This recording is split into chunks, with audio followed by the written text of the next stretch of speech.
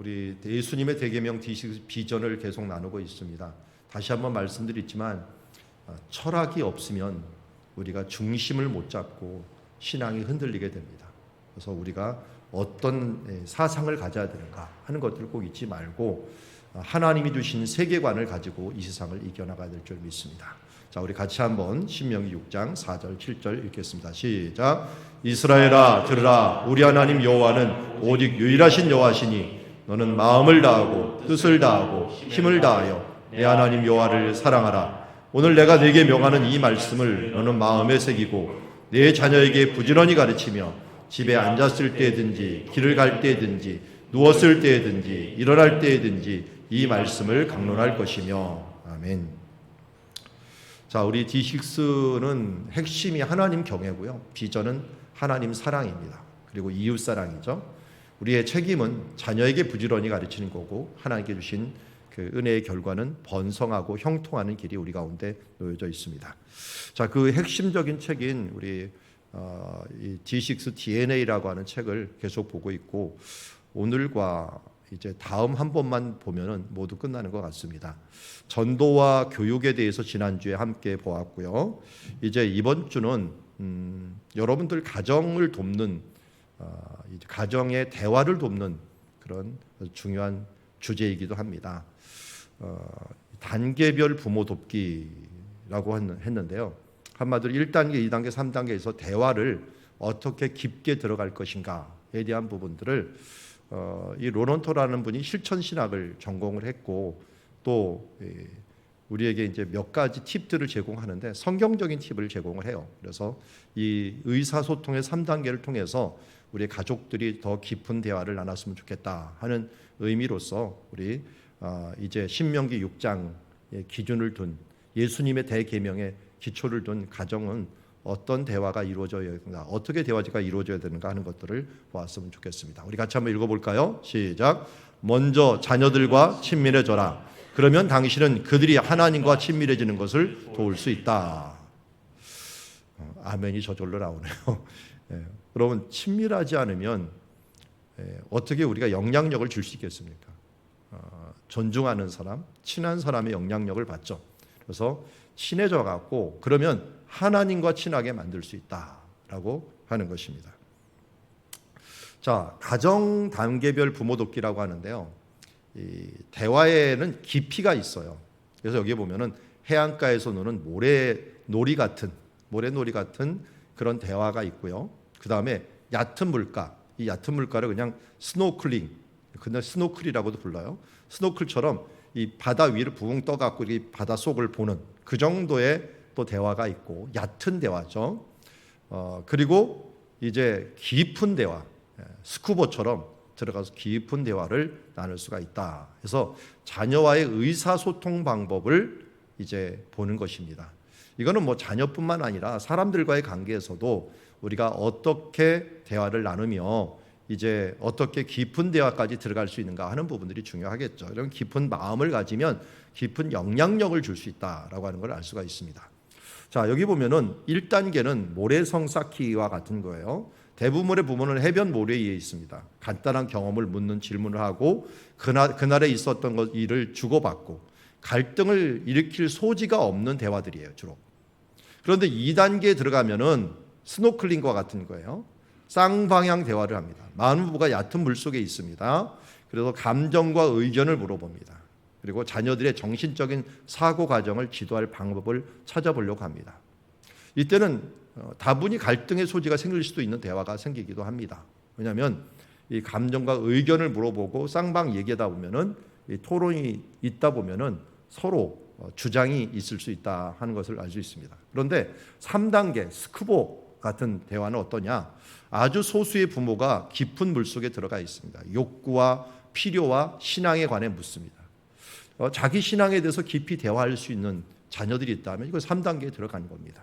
그래서 도덕적인 힘을 위한 기본적인 필요를 다루게 되고 가치관을 형성할 수 있는 가장 큰 잠재력을 가치관에 영향을 미치는 단계예요. 그래서 갈등과 의견 충돌 가능성이 굉장히 높은 대화가 이곳에 있다. 그래서 이 3단계 대화를 이제 1단계부터 좀 자세히 보는 겁니다. 한마디로 부모가 자녀들에게 아주 단순한 대화를 하는 거예요. 이 단계에서는 부모와 자녀는 서로 삶에서 일어난 다양한 일들을 공유하게 돼요. 이런 대화는 노력할 필요가 없어요. 어떤 갈등도 없으니까요. 매일 어떤 사생활에서 일어나는 건데 그래도 좀 좋게 일어나야겠죠. 예를 들어서 여기 론헌터라고 하는 분은 어렸을 때 매일 냅킨 위에다가 마커펜으로 아이에게 그림을 그려줬대요. 그리고 도시락에다 그걸 넣어줬대요. 그랬더니 아이들이 나중에 알고 보니까 아이 친구들이요, 그 그림과 글을 좋아해서 매일 서로 보겠다고 아우성이었다는 말을 들었다는 거예요. 그 나중에 야, 니네 아빠가 무슨 그림 그려줬어? 무슨 글 써줬어? 하면서 그걸 냅킨을 보려고 막 애들이 몰려들었다는 거예요. 이런 노력 덕분에 자녀들과 친밀한 대화를, 친밀한 관계를 나갈 수 있는 준비를 하게 되었다 하는 것을 보게 됩니다. 그럼 D6가 우리가 성공했냐 못했냐는 사실은 자녀들과의 친밀감이 있습니다. 가족 안에서 친밀감이 이루어졌으면 이것은 가정교회가 이루어진 거고 그들에게 영향력을 미칠 수 있는 그런 일들이 이 가정교회가 온전히 이루어졌다라고 하는 것을 알 수가 있는 거죠. 그래서 이를 위해서 우리가 더욱더 노력해야 됩니다. 이 대화법은 부모의 감정을 자녀에게 전달하는 효과는 있지만 자녀의 말을 경청하거나 서로 의견을 나누는 토론은 아니기 때문에 이게 깊은 대화로는 안 나옵니다. 다음 단계로 넘어가기 위해서는 개방형 질문이 필요해요. 쌍방형 질문이고 이 개방형, 이 오픈 퀘스천이죠. 그것을 통해서 경청하고 끊임없이 질문하고 답변하면서 이 서로 서로 대화하면서 질문하고 또 답하고 질문하고 답하면 이 단계가 이제 2단계라는 거죠. 스노클링과 같은 것이에요. 그래서 모래 위에서는 할 수 없는 바닥속 체험을 할 수 있는 것처럼 2단계 의견을 묻는 질문을 통해서 더 깊은 대화로 들어갈 수가 있습니다. 그러니까 자녀의 마음에 그래도 어느 정도 깊이 있는 부분들을 알 수가 있는 것이죠. 그리고 부모의 마음에 조금 깊이 있는 것들을 말할 수도 있는 거죠. 그래서 의사소통 2단계의 목표는 자녀들이 성경과 윤리와 지역사회 공동체의 규범에 비추어서 자신의 감정을 이해하고 스스로 처리할 수 있도록 돕는 거다라고 할 수 있습니다. 그러니까 2단계 대화에서는 부모의 역할은 자녀가 자신의 사고 처리 과정에서 어떻게 진단하고 어떤 기준에 따라 처리하고 깨달을 수 있도록 돕는 것이다 라고 할 수가 있죠. 이 단계에서 쌍방의 교류가 이루어집니다. 이걸 굉장히 잘하는 게 유대인들이죠. 유대인들의 하브루타법이라고 얘기 들어보셨죠? 이 하브루타가 바로 이런 거 하는 거예요. 지속적인 질문을 하고 그것을 통해 갖고 계속 대화를 나눠 갖고 여기까지는 갈 수가 있어요. 서로 가면서 이 사고를 배우는 거, 어떻게 생각하고 어떻게 진단하고 어떻게 처리해야 되는가 하는 부분들을 지속적으로 알면서 그러다 보니까 이것을 통해서 아주 지적으로나 정서적으로 이 좋은 단계로 이룰 수가 있다는 것입니다. 성경도 마찬가지죠. 성경은 자녀에게 영향을 주요하는 가장 중요한 사람이 부모라고 말하고 있다는 사실을 잊지 말아야 됩니다. 우리 여기도 말했지만 내 자녀에게 부지런히 가르치라 라고 하는 게 예수님의 대계명이에요.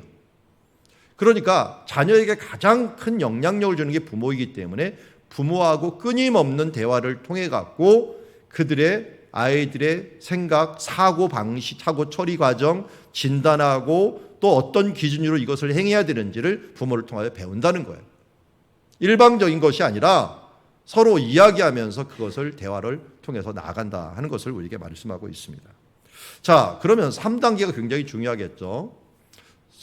스쿠버죠. 두 가지 확실한 사실을 의미합니다. 하나는 깊은 곳으로 들어간다는 의미고 다른 하나는 물속에서 오랫동안 견디며 호흡을 할 필요가 있다는 의미입니다. 아주 깊은 곳에서 오랫동안 있을 수 있다는 거예요. 이것은 3단계 깊은 의사소통을 할 경우 위기가 더 커지고 갈등이 더 심화될 수 있는 여지를 남길 수 있고 그것이 있다는 것을 암시할 수가 있습니다. 그래서 이 단계에서는 부모와 자녀는 실제적인 영향력을 주고받을 수 있는 관계가 됩니다. 자녀의 친구들이 부모의 지혜와 가치에 반대되는 감정과 욕구들에 자주 이끌리도록 영향력을 행사한다는 사실은 부모가 알 수가 있어요. 조금 이따 이제 다른 방법으로 보겠지만 우리 아이들이 커가면서 부모 말보다는 친구 말을 많이 들 때가 있고 세상의 영향력을 받으면서 부모의 말을 듣기보다는 세상의 말을 듣거나 친구의 말을 들을 때가 있다는 거예요. 이럴 때 이 깊이로 들어가지 못하면 이 부분들을 바꿀 수가 없어요. 인간의 자연스러운 감정에만 근거하여 반응하는 자녀가 성경적 권고를 들을 수 있는 자리에 설 수 있도록 부모가 이 깊은 자리에 들어가서 도와야 된다는 거예요. 그래서 자신의 필요보다 다른 사람의 필요를 돕는 것이 하나님께서 원하시는 태도라는 것, 그리고 자녀들이 이 세상을 깨닫고 그렇게 반응하고 성숙할 때까지 이 의식의 전환을 계속적으로 바꿔가는 그 과정이 필요하다는 겁니다. 이걸 요약하면 이렇게 될 수 있어요. 부모와 자녀의 의사소통에 3단계가 있는데, 모래성 같은 단계는 경험을 묻는 질문, 일상의 대화, 갈등의 소지가 없는 안전한 대화입니다. 그런데 스노클링 같은 정신적인 사고 지도 방법을 찾아가는 거예요. 다소 이 의사소통이 돼가고 결정하고 어떤 가치관을 가져야 된다는 걸 알려줍니다. 그러다 보니까 다소 갈등의 소지가 있을 수 있습니다. 근데 3단계에 가서가 문제죠. 3단계는 스쿠스포드에서 욕구와 필요, 신앙에 관한 질문, 세계에 관한 질문들에 대한 부분들이 일어나게 되는 거예요. 그래서 도덕적인 힘, 가치관 형성에 영향을 주고 갈등과 의견 충돌이 자주 일어날 수 있는 부분에 들어갈 수 있다 하는 겁니다. 물론 우리 어렸을 때는 애들이 1단계, 2단계, 뭔 초등학교 저학년까지는 이렇게 올 거예요. 초등학교 고학년만 되더라도 이게 가치관의 싸움들이 일어나게 됩니다. 이걸 또 잘 정리한 게 메슬로우라고 하는 사람이 이게 왜 이런 일이 벌어지느냐, 왜 이런 단계가 필요하느냐 하는 부분들을 이 5단계의 욕구에 의해서 해석을 해놨어요. 그래서 맨 처음에 사람들은 기저에 깔린 1단계 욕구가 있는데 그게 생리적인 욕구다. 생리적인 욕구, 그 다음에 안전에 대한 욕구, 그리고 소속감에 대한 욕구가 있어요. 그리고 나서 이제 한 단계 넣은 이것들은 이 3단계까지는 어떻게 보면 니드예요. 니드, 필요예요. 필요. 이건 없으면 안 되는 필요성이에요. 그런데 이 위에 이 자존의 욕구, 자아실현의 욕구가 있는데 이거는 원하는 거예요. 없어도 사실은 살 수 있지만 그러나 인간인 이상 이쪽을 추구할 수밖에 없다는 거죠. 이걸 좀 더 자세히 보면 이렇게 얘기를 해요. 1단계는 한마디로 생리적인 욕구예요. 생리적인 욕구인데 신체 기초 대사이고요. 체적 상태를 유지하고 생식을 위한 본성이에요. 식욕, 배설욕, 휴식욕, 성욕 이런 부분들이에요. 이건 당연히 우리가 당연한 욕구죠. 그리고 여기를 한 단계 넣으면 안전에 대한 욕구예요. 이거는 신체적이고 감정적인 안전을 추구하는 본성이라고 할 수가 있고요. 그리고 공격이나 도피 이런 것들을 나타내고 영역을 수호하고 때로는 복종시키고자 하는 욕구들이 우리 가운데 있다 하는 걸 알 수가 있어요. 그 다음 3단계가 이게 이제 아이들이 커가면서 일어나는 거예요. 집단에 소속되어서 인정받고 싶은 본성. 청소년기 이런 것들은 너무 많이 일어나죠. 그러면서 직장, 결혼, 공동체 활동 이런 부분들을 통해 갖고 안정과 인정 그리고 이 공정에 대한 부분들 그리고 합리적이냐 하는 부분들 이런 부분들에 대한 욕심을 가지게 됩니다. 그러다가 이제 원함이 있어요. 한 단계 넘어가서 원함을 가지게 되는데 어떤 걸 원하느냐? 집단 내에서 뛰어나고자 하는 본성, 존경을 받고자 하는 인정을 받고 뿐만 아니라 아예 존경을 받고자 하는 욕구가 있어요. 어떻게 보면 명예욕이라고 할 수 있죠. 그래서 경쟁, 승리, 지배. 그러다가 이게 맨 마지막에 이르면 자아 발견, 내가 의미 있고 보람이 있는 일들로 모든 것들을 마치고자 하는 자아 실현에 대한 욕구가 있게 됩니다. 자, 이런 부분들이 우리 삶에 어떤 영향을 미치는가 봤더니 이런 거예요. 한마디로 물에 빠진 사람이 산소 부족으로 두려움을 겪게 되면 이건 뭐예요? 맨 아래 있는 생리적인 욕구죠. 이 생리적인 욕구가 있으면요, 안전에 대한 욕구가 있어요. 안전을 확보하기 위해서 자신도 모르게 자기를 구조하는 사람까지도 붙잡고서 익사를 할 수가 있다는 거예요. 그러니까 일이 부족할 때 일을 추구하고 일을 추구하면서 다른 사람들 뭐 소속이고 뭐가 없어. 내가 살아야지 되니까 다른 사람까지 희생시키는 데까지 간다는 거예요. 한마디로 또 이 청소년기를 볼게요. 청소년과 성인 모두 세 번째 단계가 중요해요. 세 번째 단계인 우정, 가족 간의 사랑, 소속감에 대한 욕구를 가지고 있어요. 그래서 가치관 체계 밖에 있는 새로운 그룹에게 인정을 받게 되면 기존 그룹을 떠나서 그들을 따르는 경향들이 있어요. 이것은 뭐냐면 친구들이 좋아서 부모를 말을 안 듣는 거예요. 이런 욕구가 소속감에 대한 욕구예요. 욕구. 이게 강하다 보니까 원래 있는 그룹에서 뛰어나갔고 그때 소속을 받고, 그래서 남자들이 그런 경우들이 많이 있죠. 자기를 인정해 주는 사람, 이런 일 위해서 목숨 버리는, 이게 충성이라는 게 그런 데서 또 일어날 때가 많이 있어요. 이게 우리 가운데 있는 소속감에 대한 욕구에서 온다라는 거예요. 3번이 참 중요한데요. 이걸 정말 우리가 잘해야 되는 부분이에요. 이게 뭐냐면 청소년이든 저희 이 정말 윤리적이고 또 이렇게 가리키는 목사이든 더 아래의 욕구가 채워지지 않으면요, 그것을 위해서 더 위의 욕구를 포기하는 게 본능입니다. 자, 여기 밑에 볼게요. 생리적인 욕구가 있어요. 그런데 이거는 이 먹고 사는 문제거든요. 이 부분들이 충족이 안 되면 위에 있는 욕구를 포기를 해요. 예를 들어 4번 욕구를 뭐 가질 필요가 있을까요? 5번, 4번이 있다고 하더라도 이 생리적인 게 안 되면 일단 먹어야 될 거 아니에요. 먹는 문제가 충족이 안 돼 버리면 뒤에 건 다 버려버린다. 아니, 네 지금 이 명예를, 이런 자존심을 버릴 수 있어?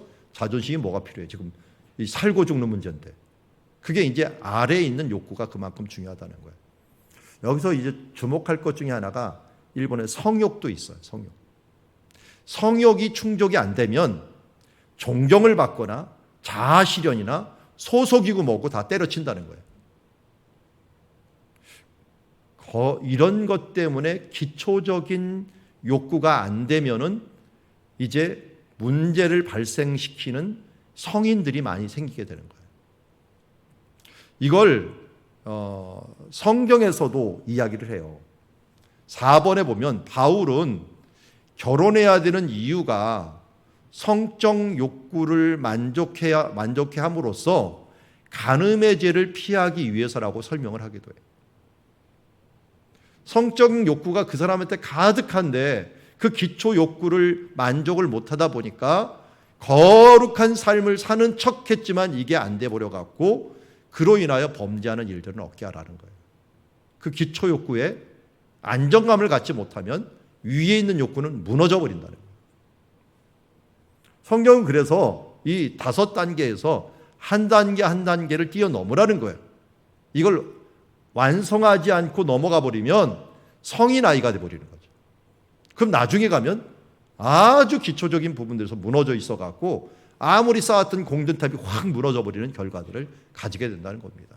그래서 히브리서 5장에서는 이 젖먹이 신앙에서 벗어나라라고 얘기합니다. 여전히 젖먹이 단계에 남아 있지 말고 너희가 이제 그리스도의 가장 초보를 버리고 그리스도의 초보를 버리고 이제 성인으로 나가라고 이야기하고 있습니다. 이게 바로 이런 욕구들에 대한 부분들을 이야기하고 있다라고 할 수가 있어요. 자, 이 부모들은 그러면 어떤 단계에 있어야 되는가 하는 것들을 여기 존 맥스웰이라고 하는 목사님의 이 법칙에 의해서 우리가 잘 설명하고 있습니다. 부모들과 자녀들 간에 서로 욕구가 겹치게 되고 욕구들이 있는데 이 한계 법칙이라는 걸 한번 우리가 생각하면 좋습니다. 한계 법칙은 일면 이 뚜껑의 법칙이라고 얘기해요. 뚜껑. 어떤 걸 덮는 법칙인데 아무리 병이 커도 이 뚜껑이 뭐냐면 리더십이라는 거예요. 리더십은 한마디로 영향력이라고 얘기할 수 있어요. 영향력. 리더십이 감당하지 못하면 속에 아무것도 채울 수 없다. 리더, 특별히 뚜껑은 부모라고 할 수가 있는데 자녀들의 그 역량은 부모라고 할 수 있는데 부모의 역량만큼 자녀의 역량을 활용할 수 있다. 많은 가족들이 부모의 역량에 의해서 자녀들이 결정될 때가 굉장히 많아요. 그거는 일란성 쌍둥이 갖고 많이 실험을 하죠. 실험이 된 거죠. 일란성 쌍둥이가 똑같은 기질을 가지고 똑같이 태어났는데 이 부모들이 양부모들을 만난 거예요. 양부모를 만났는데 서로 다른 양부모에 따라서 이 일란선 쌍둥이의 이 삶이 너무 많이 틀려지는 것을 영향이 많이 틀려지는 것을 보게 됩니다. 그래서 그만큼 부모의 영향력이 아이들에게 많이 영향을 미친다라고 하는 것을 이야기하고 있는데요. 일반적으로 아이들이 도덕성, 신념 또는 세상을 보는 견해가 부모의 수준을 뛰어넘지 못합니다. 특별히 청소년기에는요, 부모 생각을 뛰어넘지 못해요. 아주 자기가 아는 것처럼 하지만 나중에 보면 또 부모 그 생각을 또 따라하고 있어요. 저도 그랬으니까요. 저도 목회를 하면서 저희 아버님이 부족했던 것을 내가 뛰어넘는다고 했지만 사실은 뛰어넘는 건 10%도 안 되고요. 또 그 더 많은 90% 이상은 차라리 부모보다 못할 때가 있고 그 안에서 대부분 내가 있는 경우들이 굉장히 많이 있습니다. 그래서 부모가 먼저 제자 훈련하라는 거예요. 부모가 성장하는 만큼 자녀들도 성장하게 돼 있어요. 그래서 우리가 배우는 걸 쉬지 말고 하나님 나라를 위해서 봉사하는 걸 쉬지 말고 섬기는 걸 쉬지 않아서 하나님의 제자로서 나아가야만이 이제 나중에 이 부분들을 뛰어넘을 수 있다는 것입니다. 예수님은 피상적인 수준의 질문을 넘어서 사람들의 생각에 영향을 미칠 수 있는 면밀한 질문 방법을 사용했습니다. 예를 들어서 니고데모, 사람이 거듭나지 아니하면 하늘나라에 갈 수 없다라고 하는 것. 우물가의 여인, 이 생수를 달라고 하니까 내가 생수라고 말씀하죠. 그러면서 생수를 통해서 접근하시고 또 부활하신 갈릴리 바다에서 베드로에게 내가 나를 사랑하느냐 하는 질문을 통하여서 그에게 대화하면서 근본적인 문제를 터치를 합니다. 그래서 요한복음을 보면은 이게 대체 뭘 말하려고 하는 거야 하는 걸 모를 때가 있어요. 쉬우면서도 굉장히 깊은 대화가 그 속에서 이루어졌다 하는 것이 바로 우리가 부모가 자녀들 간에 대화할 때 예수님의 이러한 대화들을 배워야 되는 거예요. 그런데 여기 또 한 번 말씀드릴게요. 예수님이 종종 영적인 필요를 다루기 전에 육적인 필요를 채우셨다는 것도 기억하셔야 됩니다. 1단계 생리적인 욕구를 무시하지 않았다는 거예요. 부활하신 후에도 예수님께서 베드로를 만날 때 내가 나를 사랑하냐 먼저 묻지 않고 어떻게 했어요? 숯불 앞에서 물고기 갖고 식사를 먼저 하셨고 심지어 성찬식을 할 때도 식사를 먼저 하고 나서 하면서 예수님께서 뭐라고 했어요? 내가 새 언약을 세운다라고 말씀하셨죠. 이처럼 가장 기본적인 것들을 무시하지 않았다는 거예요. 먹는 것 중요합니다. 그래서 교회에서도 먹는 것이 중요하고 하나님도 그래서 제사의 가장 1순위가 먹는 것이었어요. 예배 드릴 때 그냥 우리가 하나님께 피와 기름과 태워드리기는 원하지 않으셨어요. 어떻게 했어요?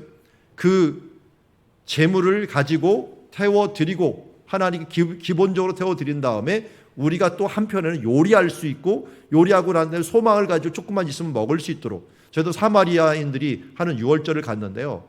그때 막 태우고 기도하면서 이 기도하는 그 예식이 음식을 준비하는 시간이에요. 한마디로 바베큐 준비하는 시간이더라고요. 그래서 예배와 식사가 동시에 준비돼요. 물론 예배가 먼저 끝나고 식사가 조금 있다고 하지만 그래도 이게 동시에 이루어지는 것들을 보면서 하나님께서 하시는 방식 중에 하나는 우리를 그냥 우리 걸 뺏어 먹겠다는 게 아니라 같이 하자, 함께 하자, 식탁의 교제를 통해서 함께 나누는 공동체, 식구를 만드시길 원했던 것을 보게 됩니다. 자, 이제 다시 한번 정리를 합니다. 의사소통의 3단계는 잠수할 사람이 적절한 준비 없이 해변에서 갑자기 깊은 바닷속으로 들어갈 수 없는 것처럼 부모들은 아무 준비도 없이 깊은 대화에 들어갈 수가 없다는 거예요. 3단계로 들어갔어요.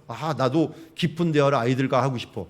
그런데요, 1단계와 2단계 대화가 없으면 3단계 대화 못 들어갑니다. 일상의 친밀하고 이 기본적인 대화들이 이루어지고 또 서로 이 말도 있고 물어보고 하면서 친밀한 관계와 또 쌍방의 대화가 이제 이해에 대한 대화가 일어나고 그리고 그 다음에야 이제 영향을 주는 대화가 일어날 수 있다는 거예요. 그러니까 1, 2단계에서는 자녀의 신앙, 욕구 혹은 필요를 파악할 뿐이고요. 그리고 공감은 할 수 있어요.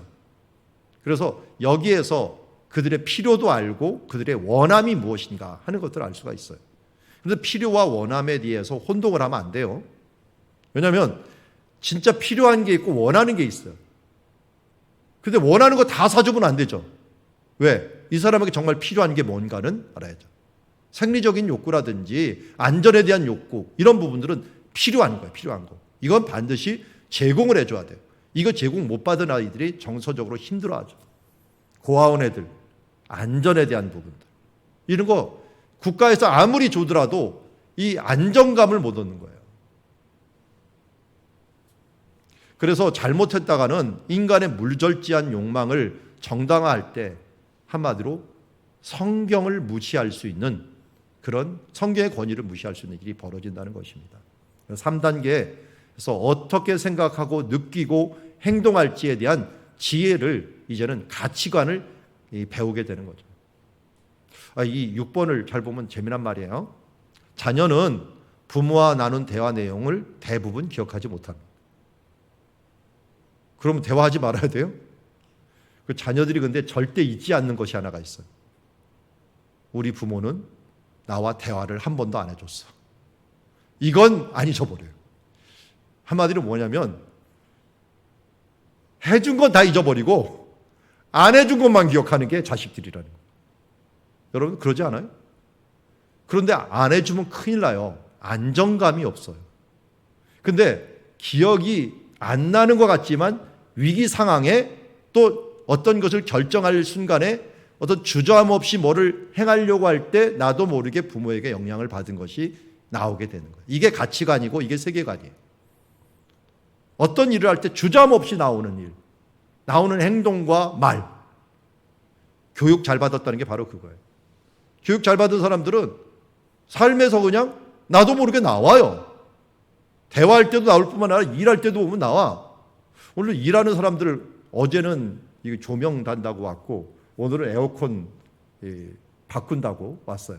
밑에는 달고 요거는 저 위에 있는 걸 올리고 해갖고 전기값이 너무 많이 나와갖고 구형은 좀 없애고 신형으로 조금 더 바꿨습니다. 저 밑에 신형이 있어갖고 좀 올릴 건 올리고 했는데, 일을 하는 방식을 보니까 사람들이 참 다르더라고요. 제일 틀린 것 중에 하나는 뒤처리더라고요. 어떤 분은 좀 허술하게 생겼는데 뒤처리를 잘해. 자기가 가져온 박스나 뭐 비닐 이걸 싹 처리하고 가져가. 어떤 분은 다 두고 가. 그 내가 할 수 없이 치워야 되고 교육자가 치워야 되는 일들이 벌어져. 그런 거 보면서 이거 교육이 안 됐구나. 끝에 가서 좀 찜찜한 기분이 나더라고요. 이런 부분들은 우리가 평소에 우리의 습관들이 어떻게 돼 있느냐, 생각이 행동을 낳잖아요. 근데 행동이 습관을 낳잖아요. 습관이 내 인격이 되고 내 인품이 되어서 그 사람이 어떤 사람인가를 나타내잖아요. 그러다 보니까 우리가 어려서부터 배운 것들이 굉장히 중요한 거예요. 그래서 나는 부모한테 못 배웠어도요, 뭐를 해야 되냐면 나부터는 바꿔야 돼요. 왜 나부터 왜 바꿔야 돼요? 우리의 자녀들이 나 때문이라도 바뀌니까요. 아무리 힘들어도 바뀌어야 된다는 거죠. 조금만 생각하면 우리가 바꿔야 될 것들이 굉장히 많아요. 어느 목사님 어젠가 그저께 한 목사님 만나갖고 얘기를 들었는데, 그게 장로님인가 한 분이 우리 교회 청소년부가 7명밖에 안 되는데 무슨 사역자를 둡니까? 그냥 교사 두고서 사역하면 되는 것 아닙니까? 이렇게 얘기를 했대요. 또 이 목사님이 참 지혜롭더라고요. 장로님, 이 7명이 아닙니다. 7명이 부모가 있죠. 그러면 7명이, 이게 14명이 위에 부모가 있는 겁니다. 그럼 14명하고 7명이 21명이 되는 거예요. 거기다가 형제까지 있으면 더 많이 되는 거다. 이 아이들을 방치를 하거나 제대로 교육을 하면 이 아이들의 문제가 아니라 그 가족이 다 문제가 돼버리고, 그 가족이 교회의 구성원으로서 건강하게 붙어 있을 수 없는 상황이 되고, 또 앞으로 미래가 이 아이들이 한 5, 6년 뒤에는 청년이 되고 또 5, 6년 뒤에는 장년이 돼갖고 우리의 교회의 기초를 놓는 사람들이 되는데 그걸 투자 안 하면 어떡합니까? 라고 얘기하면서 설득을 했다는 말도 참 지혜롭다라고 칭찬을 해줬어요. 그러나 한 사람을 보는 게 아니라 그 한 사람을 통하여 함께 엮여져 있는 사람이 얼마나 많은가, 그 한 사람을 통해 앞으로 얼마나 큰 영향력이 나타날 것인가에 대한 부분들 우리가 생각한다면 절대로 한 사람을 포기해서는 안 됩니다. 우리 전도 폭발에서도 그 말을 하잖아요. 한 사람이 또 한 사람을, 두 사람을 전도하고 두 사람이 두 사람을 전도하면 그 한 사람이 기하급수적으로 늘어나는 그런 영향력을 발휘하게 된다고요. 정리하면 이렇습니다. 부모와 자녀의 의사소통 단계는 다시 한번 말씀을 드리면 1단계에서는 지식에 대한 대화들이에요. 2단계에서는 이해에 대한 대화들이고요. 3단계에서는 이제 영향을 주는 대화라고 할 수가 있습니다. 자, 우리를 한번 점검을 해봅시다. 자녀들의 가치관은 그들의 부모들의 가치관과 얼마나 비슷합니까? 얼마나 영향을 주었습니까? 그리고 매일 자녀의 감정 등에 대한 1단계 대화가 얼마나 이루어지고 있습니까? 어려서도 이것이 이루어지지 않으면 아주 심각합니다. 1단계가 안 되면 2단계, 3단계도 안 되니까요. 2단계는 뭡니까? 자녀들이 대화할 때 공을 주고받는 방식의 대화예요. 하부르타식 대화죠. 이런 대화법을 우리가 이해하고 사용을 하고 있습니까? 그리고 일상적인 대화 중에서 가치관이나 성경에 관한 이야기 같은 3단계 같은 대화를 하고 있습니까? 1단계, 2단계, 3단계 대화표를 만들고 30일 동안 아마 자녀와 나온 대화와 그걸 몇 단계 나눌지 한번 생각을 해보십시오. 저는 이걸 보면서 가정예배다. 결국은 가정예배가 3단계. 가정예배를 드릴 수 있는 가정은 1단계와 2단계가 된 사람들이에요. 1단계가 안 되고 가정예배 못 드려요. 이거 드렸다간 싸움만 나요. 2단계가 없이 가정예배를 드리면 잔소리만 일어나고 1단계 잔소리, 2단계 대화가 아니라 2단계 다툼. 그래서 3단계는 이루어지지도 못하고 한 번 끝나면은 다시는 우리가 가정예배 드리나 보라 하면서 떠나버리는 결과들이 가진다는 거예요. 그리고 그래서 여러분 가정예배 팁을 드린 걸 꼭 기억하세요. 거기에 주의사항이 들어가잖아요. 잔소리하지 말 것, 가장 좋은 것, 이게 기초가 된다. 먼저 가족 간의 이 식사 대화라든지 모임을 가질 것. 그렇게 해서 뭔가 시작해 갖고 이게 차근차근히 안정적으로 이루어져야지 한 번도 대화 안 한 사람이 가정예배 드린다 하면서 모여갖고 하다가는 싸움판 되고 나중에는 잔소리판 되고 그러다가 아이들이 가장 싫어하는 예배가 되고 이 가정교회가 완전히 굳어져 갖고 무너지는 결과를 가져온다는 거예요. 이 단계, 3단계를 잘 기억하고요. 평상시에 많이 물어보고 안부 묻고 그렇게 합시다. 그리고 두 번째 단계로 서로 대화하는 시간들을 많이 가집시다. 질문하고 받고 하는 대화의 시간들이 있어지고 마지막으로는 이제 가정예배를 통해서 신앙적인 대화들이 자연스럽게 나옴으로 말미암아 우리가 하나님 나라에서 이 깊은 영향력을 주어서 주님께 내가 받은 그 은혜들을 우리의 자녀들에게 줄 수 있는 그런 시간이 되었으면 좋겠어요. 이번에 군산에 갔다 왔는데 군산에 있는 목사님하고 성경 공부를 같이 해요. 군산의 목사님은 참 대단해요. 2시간가량을 매일 월요일 날 올라가고 저는 여기 20분이면 가는데 거기 가서 같이 공부를 해요.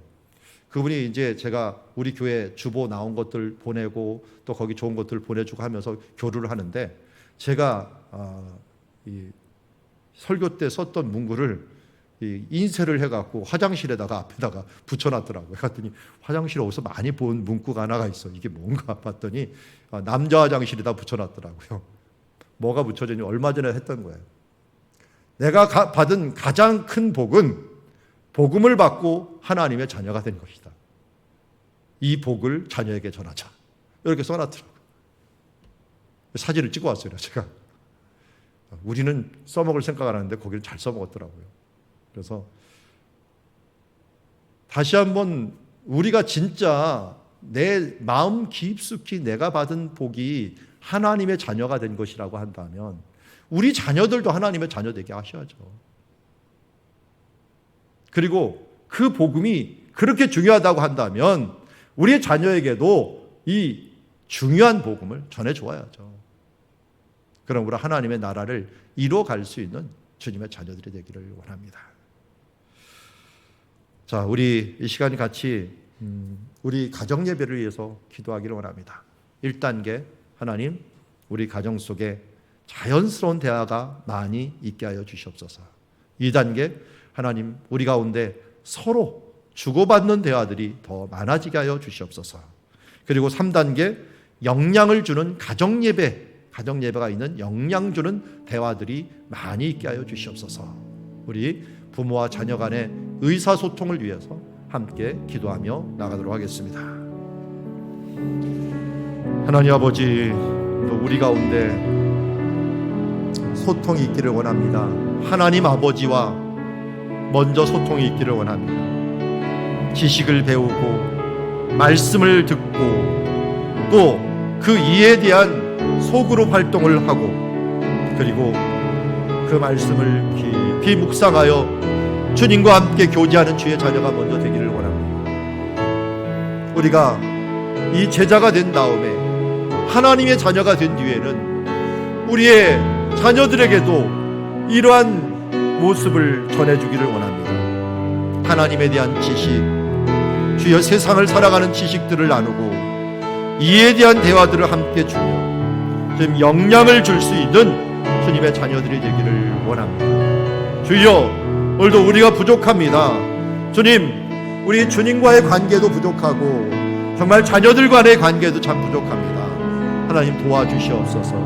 주여, 이 일들을 위하여 물로 기도하며 나아갈 때 하나님께서 이루시는 놀라운 일들을 이루어 가게 하여 주시옵소서. 하나님 아버지 하나님과 우리의 대화와 소통은 어떻습니까? 먼저 우리가 1단계 모래성과 같은 지식에 대한 대화들이 있기를 원합니다. 하나님 말씀을 잘 듣고 또한 그 말씀을 공부하는 자녀 되기를 원합니다. 2번째 단계인 이 말씀을 이해할 수 있기를 원합니다. 주님, 설교만 듣는 자가 아니라 이 말씀을 함께 소그룹을 통하여 나누고 또 서로 대화를 통하여 나눌 수 있어서 참 이해를 통한 이 말씀, 그 하나님과의 관계가 더 깊어지기를 원합니다. 주님, 하나님 아버지와 함께 이 말씀을 배울 때 우리 마음속에 깊이 박히는, 우리 인생을 변화시킬 수 있는 영향 주는 말씀들이 항상 우리 가운데 계속 이어지기를 원합니다. 그래서 하루 한 번, 적더라도 일주일에 한 번, 아무리 멀더라도 한 달에 한 번씩은 내 마음에 새겨지는 그 말씀을 붙잡고 기도하고 그로 인하여 우리의 인생이 조금씩 성숙할 수 있는 우리 되기를 원합니다. 주님, 이제 이러한 우리의 제자와 성숙을 통하여 자녀들을 그렇게 교육하게 하여 주시옵소서. 우리의 받은 지식을 나누고 그들에게 가르치며 그리고 함께 이해하고 대화하고 나아가서 가정 예배와 깊은 이 예배의 토론을 통하여 우리의 자녀들에게 신앙을 전수할 수 있는 주님의 영향을 줄 수 있는 주님의 자녀들 되게 하여 주시옵소서. 주님, 이 일들에 참으로 수고하고 있는 많은 귀한 가정들이 있습니다. 자녀에게뿐만 아니라 믿지 않는 부모님들에게도 찾아가서 또 멀리 있는 자녀들에게까지 찾아가서 가정 예배를 드리며 그들을 변화시키려고 하고 있고 또 명절이 되면 어떻게든지 준비했다가 3대 간의 이 말씀을 전하려고 하는 많은 수고하는 주의 자녀들을 기억하여 주시옵소서. 이제 이 대화와 소통이 하나님과 이루어지며 자연스럽게 우리의 가족들 간에도 믿지 않는 가족들 간에 이루어질 수 있도록 도와주시옵소서. 예수님의 이름으로 기도드리옵나이다.